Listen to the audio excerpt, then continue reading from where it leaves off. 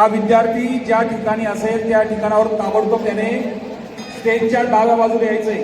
निमसे वैष्णव या विद्यार्थ्याने तात्काळ साळक मॅडम यांच्याशी रिपोर्ट करायचा आहे.